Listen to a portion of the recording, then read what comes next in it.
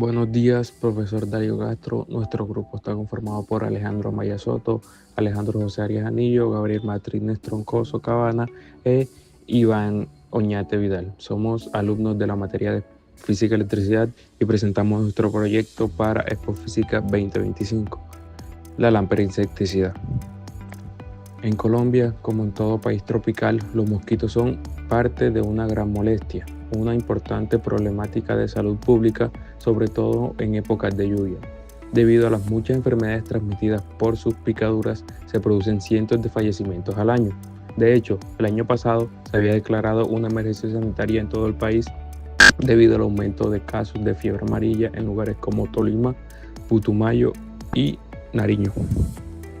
Por eso nuestra propuesta para la Feria de Expofísica del 2025 es un dispositivo utilizando varios de los conocimientos aprendidos en clase.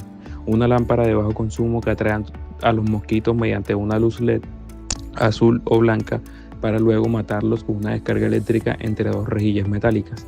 Es fácil la implementación e instalación en zonas con alta presencia de estos insectos. Materiales de construcción. Para poder llevar a cabo este proyecto se necesitaron los siguientes materiales: 4 condensadores de 105 joules sobre 400 watts, 4 diodos rectificadores 1N4007, LEDs lumínicos azules o blancos, una resistencia atenuadora de 100 kiloohmios, rejillas de alambre, una baquelita de cobre, cables de soldadura, ácido de percloruro, un tubo de PVC, LED de 12 voltios, cables de corriente y por último una tabla de madera. Se hicieron dos versiones, una para poder observar mejor las conexiones del circuito y otra que ya es el proyecto como tal ensamblado dentro del tubo PVC. Ambas versiones funcionan igualmente.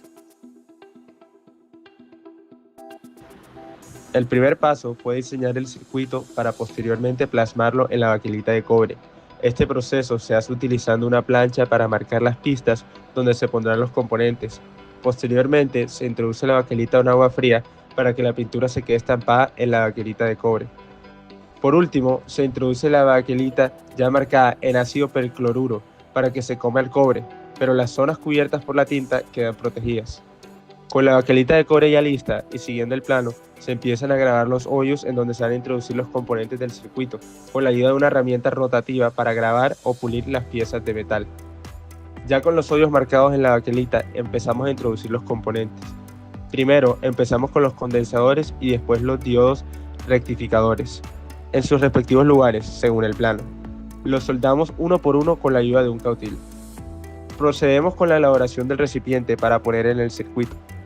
El tubo de PVC, medimos la altura máxima del tubo para cortarla con una cinta métrica y lo cortamos con un taladro. Marcamos los lugares en donde vamos a taladrar los huecos en el tubo en donde entrarán los mosquitos.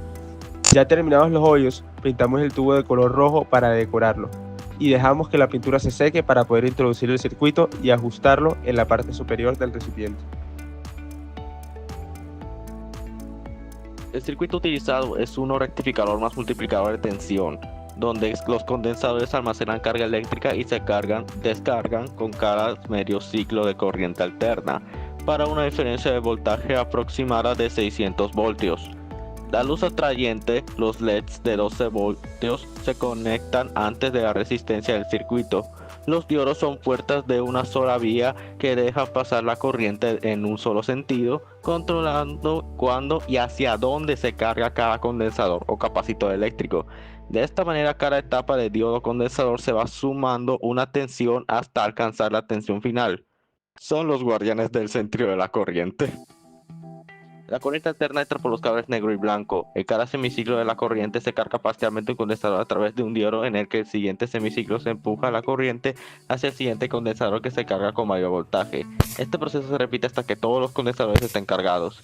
La malla metálica es la salida del multiplicador. Consta de dos mallas, una conectada por positivo de alta tensión y otra al neutro o tierra.